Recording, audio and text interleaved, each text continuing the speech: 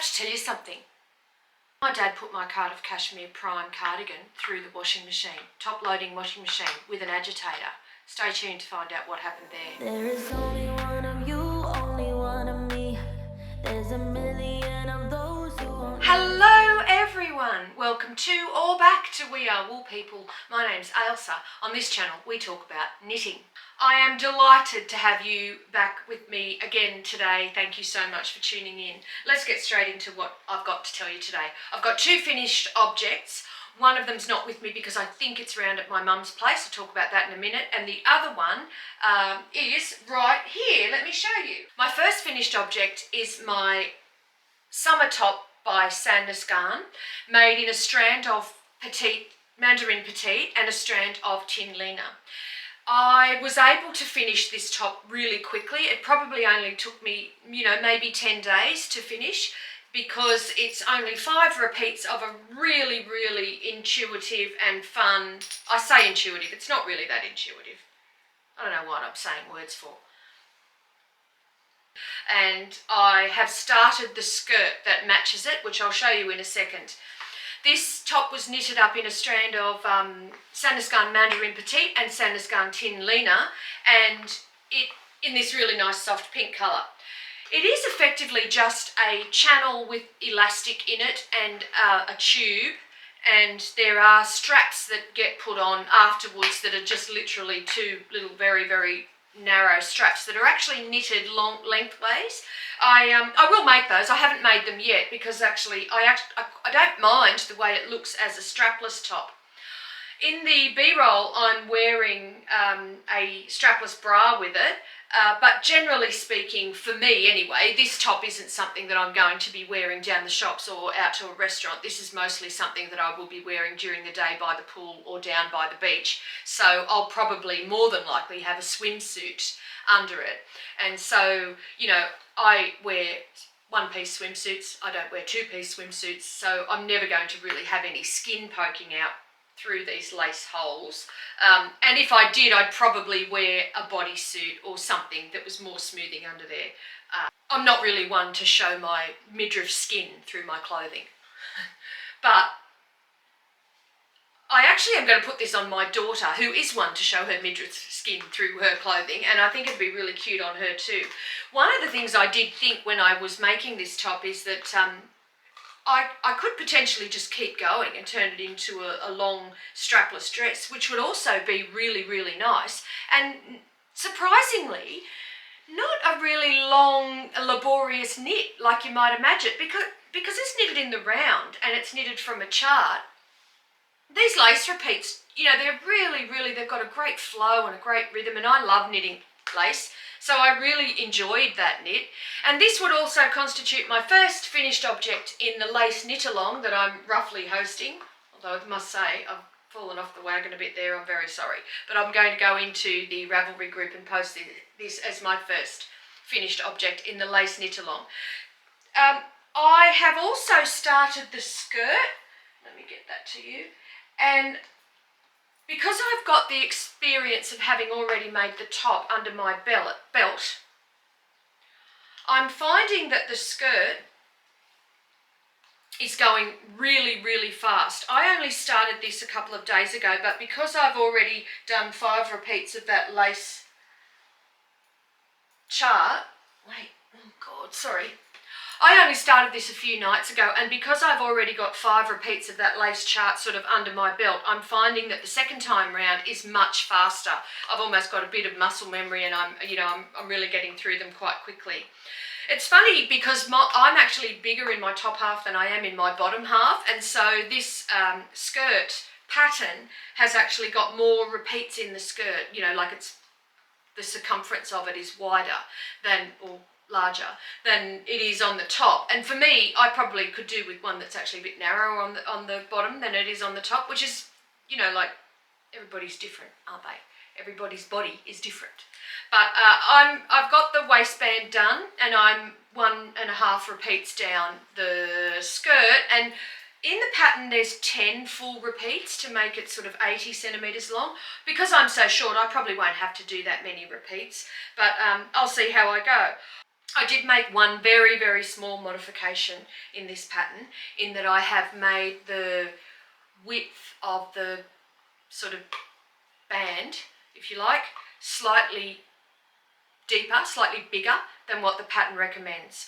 I just sort of preferred that because I felt that that would just give me a little bit more security, given that it's effectively just a tube and the straps that actually go on are very, very thin, and I don't think they're going to be giving much in terms of, you know, security. So I preferred a little bit of wider elastic to make sure that it was definitely not going to move while it was being worn. And I did exactly the same thing in the waistband. My waistband is actually a little bit wider than what they recommend in the pattern for the same reason. I just preferred a wider waistband for garment security and even a little bit more compression around that area. I'm hoping to get this finished by the time Fiberfest at Wyong rolls around, which is not this weekend but next weekend on the 27th of September or something, because I would really like to have this shown in the fashion parade that I am hosting. Anyway, we'll see how we go there. I don't think it's an unrealistic goal, but it is a bit of an ambitious goal to get that finished by then. And as I keep saying, and you've heard before, because my whips appear to be getting 3 or 4 airings on the channel before they get finished these days, this yarn and pattern were gifted to me by Sandnes Garn in collaboration with Yarniecopia, who currently are selling Sandnes Garn on their website for the month of September. For the summer yarns, there are minimum purchases of 5 balls, not 10, which is the minimum for the winter yarns. And that's because you need less yarn to make a summer project than what you generally do for a winter sweater. In addition to that, they have over 195 kits up there live on the website. They've got a really big range of the Sandnes Garn DIY booklets, and the kits are available in all sizes and all colours. And there are some really, really wonderful kits out there, not just for summer projects but also for winter projects. I love this set, and I also love the little stripy singlet that's available. And there's a sweater pattern called the Ridges pattern that I really, really love that too. I'm going to make that in a combination of the Mocha Mousse colour, which is Pantone's colour of the year, and the Ice Blue. That's what I'll be purchasing from Yarniecopia this month. My second finished object is my double knit scarf, which I wore that double knit scarf out to lunch last week with my friend Donna. We went down to Bendooley Estate in the Southern Highlands, and we had a lovely lunch down there, and then we went to a couple of quilt shops and we ducked into Castle Handmade, and yeah, we had a nice day. And I wore my double knit scarf because it was still quite chilly down there, even though spring is definitely here.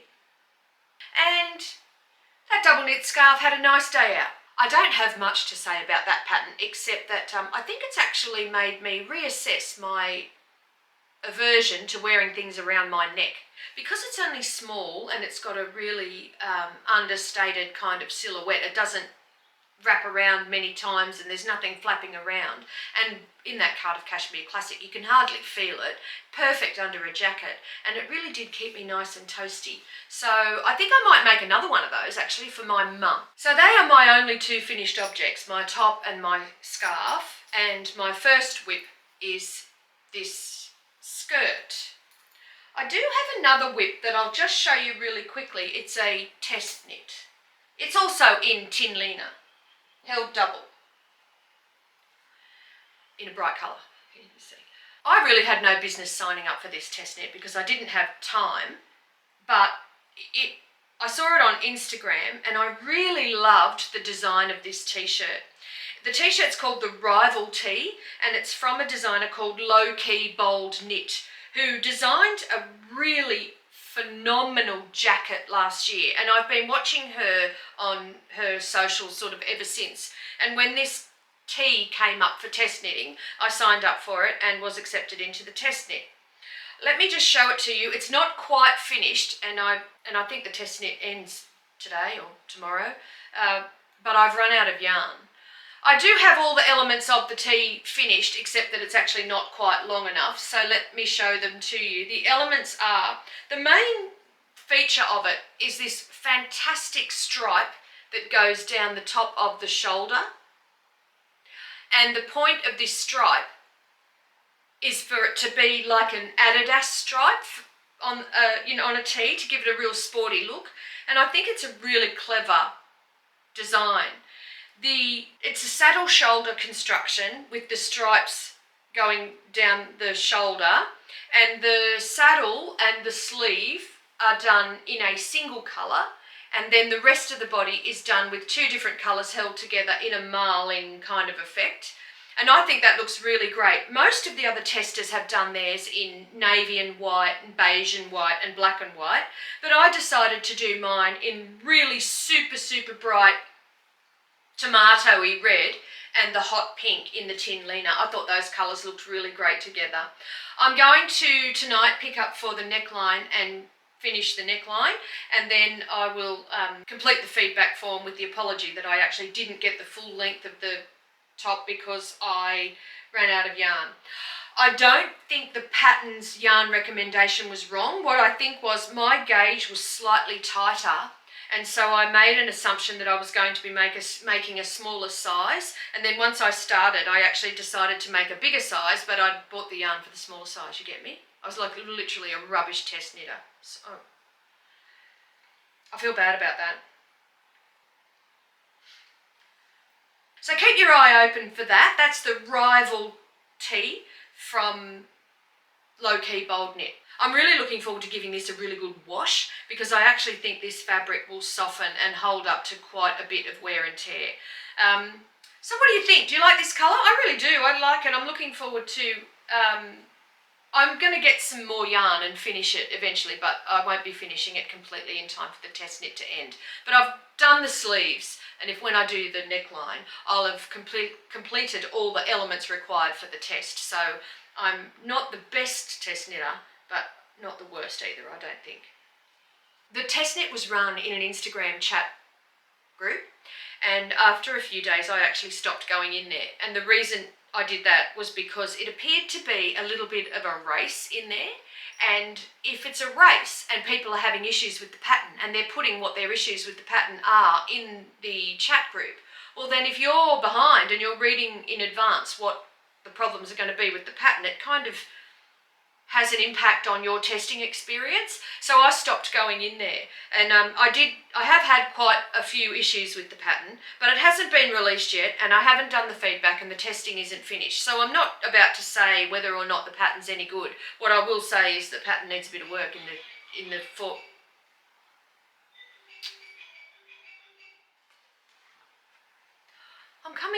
I've come a bit closer because I want to talk about test knitting.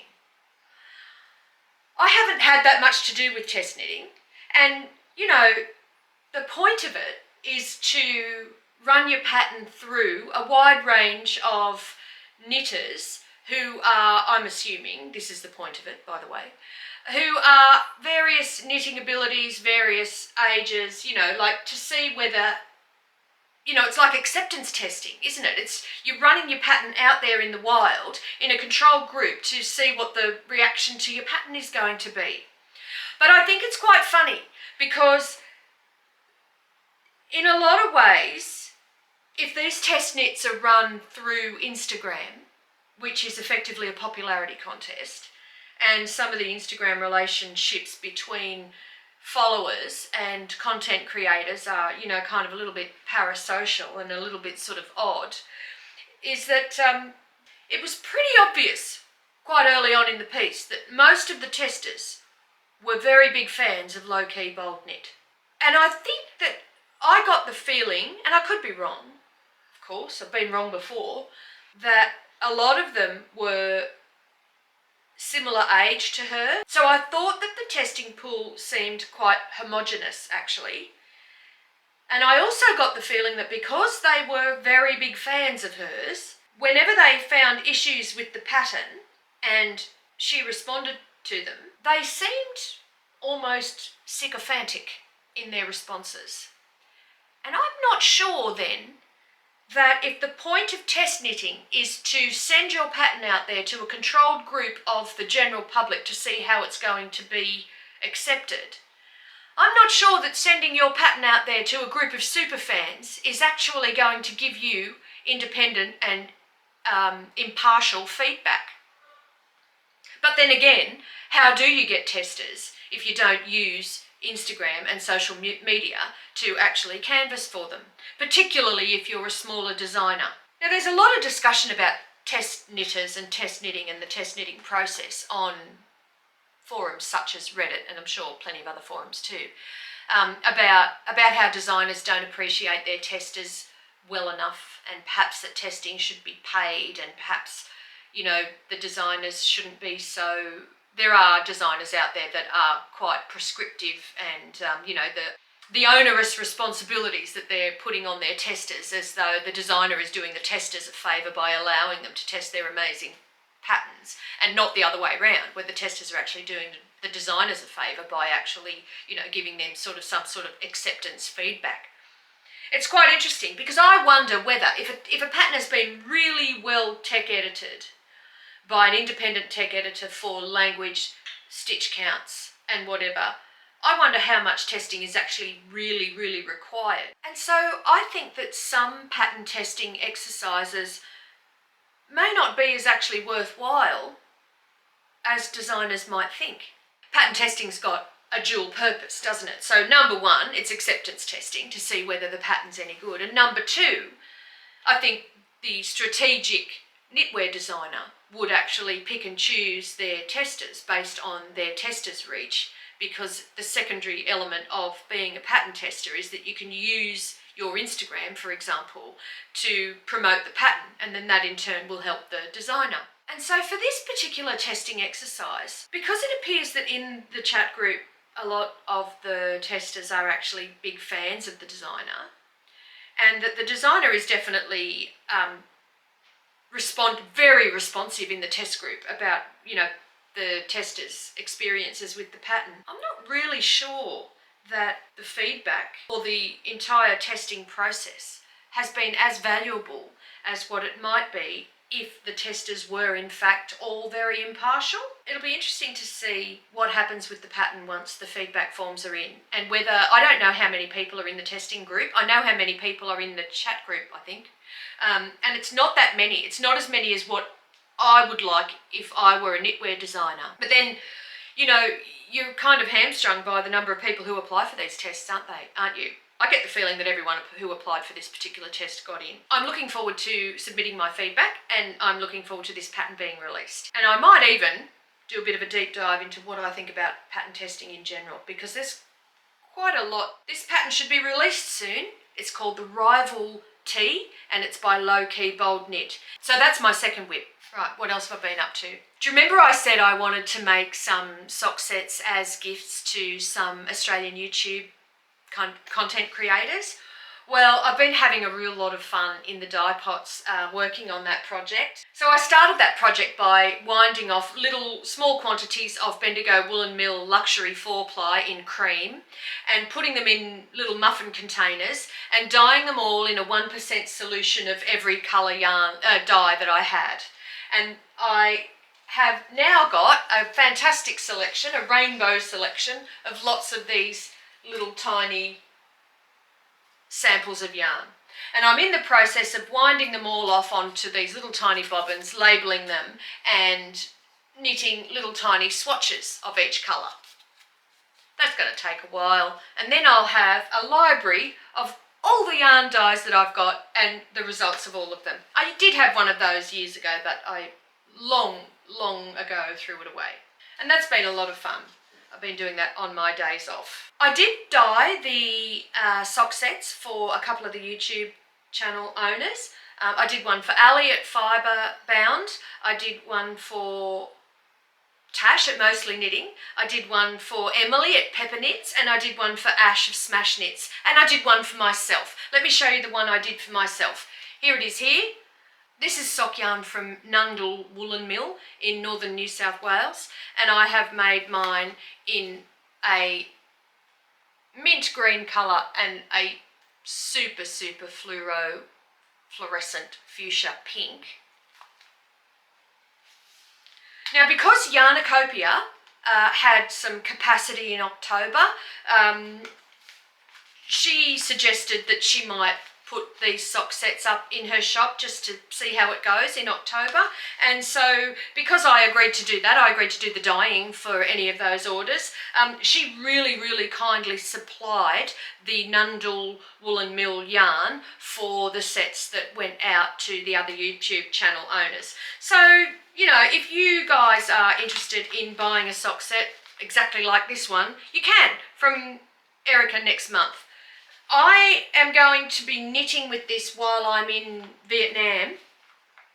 Ali from Fiberbound has just released her Soroto sock pattern, and she really kindly gifted us a copy of that pattern. So I haven't knitted a sock for a really long time, and but I just think that I was talking about community last month, and I just think just to support Ali and her pattern release that I'll knit up her sock in my little sock set that I dyed for myself. We just did it for a bit of fun. And I'll be dyeing those up for Erica. So I've really been enjoying dyeing yarn again. I haven't done it for a really long time, and it was I had to practice a bit to get back in the saddle. I went away for the weekend, just gone, with 7 other knitters. We rented this beautiful Airbnb house in Lura in the Blue Mountains, and I took my dyes with me, and we all went into the backyard and did a sock set for ourselves, and I did another one. I did this one really experimentally, and it's quite wild. I made this variegated yarn skein, which has got quite a lot of white in it, and the little mini I did to accompany it is in this really fantastic kind of burnt umber colour. So whilst I don't think I'm going to be going back to dyeing as a business, and I don't think I'm going to resurrect knitabulous yarn, I do actually like the idea of hosting yarn dyeing or fibre dyeing workshops. So that's something I might explore next year. It's time for me to announce who is the winner of this gorgeous Ashen Eve mini sock set in Red Riding Hood mini set and the Woodsman mini set in the Grim series from Ashen Eve Designs. I am going to put this on the screen now. If this is you, please email me at knitabulous@gmail.com, and I will get your address from you, and I will send that mini skein set off to you. Thank you everyone who made a comment on the last post. There were lots and lots of comments, and I really enjoyed reading them all. I didn't respond to them yet. I will, but I didn't respond to them because if I respond to them, it skews the number of comments on the post, and then I can't choose a random comment because I could choose my own comment if I do that, right? So I haven't responded to you, not because I don't love you, but because I don't want to skew the numbers of comments on that post. And the consolation prize of these really cute make one left and make one right stitch markers goes to this person here. If that is you, also email me at knitabulous@gmail.com, and we'll get these off to you in the mail. Okay, apologies if I am not my normal chipper self. I'm a bit distracted. My mum had a heart attack last week, and she was in hospital and had a pacemaker put in. And she's at home now, but we've got to sort out her appointments, and, you know, she needs a bit of care. So I'm a bit distracted. But let me tell you what happened. So while she was in hospital, my dad did the washing. And Mum had borrowed my Cashmere Prime cardigan, the blue one that I self-drafted, and she'd been wearing that because she really thought it was really beautiful, and I was happy for her to borrow it because, you know, she was getting a lot of wear out and it looked nice on her too. Anyway, I went round there the other day. She's gone home now, Mum's gone home now, so when I was visiting there the other day, she picked it up and she said, "Ailsa, you won't believe this." She said, "Your father washed your cashmere cardigan in the washing machine." And I was like, "Oh God, what happened to it?" And she got it out and she said, "Nothing." Now, I'm not recommending that anyone go and wash their Cashmere Prime garments in the washing machine with an agitator, with a load of other washing and I presume towels. I don't recommend you do that, but that's what's happened to this one. And let me show you the result after it has been washed in the washing machine in a normal load with other washing accidentally by an 80-year-old bloke who's in trouble. I'll come up close and show you the effect that the washing machine has had on the fabric. Like, can you see? It's a bit rumpled only because it's been sitting on my lap and it's been folded up. The actual effect on the fabric of this cardigan, very minimal. My buttons didn't fall off. They didn't come undone. It hasn't stretched out that much. The size is still the same.